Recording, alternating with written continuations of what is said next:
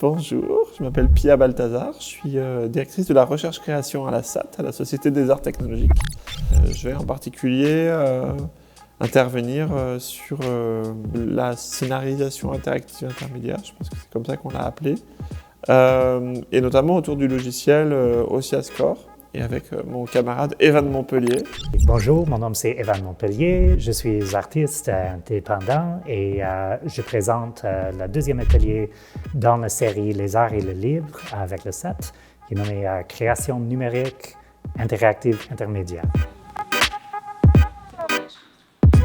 On va travailler en l'occurrence sur comment est-ce qu'on peut construire une écriture du temps et de l'interaction avec une diversité de médias, une diversité de les différents types de matériaux que vont pouvoir utiliser les matériaux numériques, que vont pouvoir utiliser les créateurs et les créatrices comme du son, de la vidéo. C'est sur la question de interopérabilité, donc comment connecter des différents systèmes numériques ensemble pour faire des systèmes hybrides vraiment appropriés, vraiment spécifiques à les besoins de chaque artiste.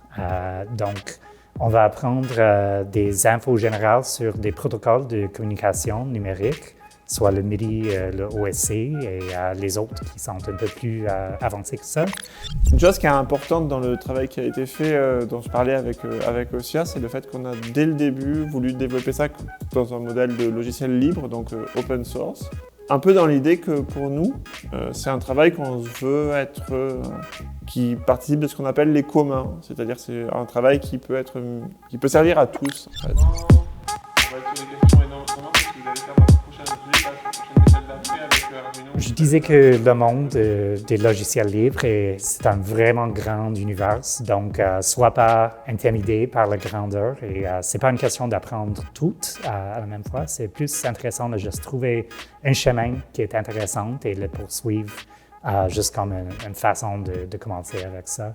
Il y avait un monsieur qui s'appelait David Wessel qui travaillait à Berkeley et qui disait une chose très importante, il disait « Stop patching, make music ». Arrêtez de programmer, faites de la musique avec ça. Et ça, c'est quelque chose qui est très important.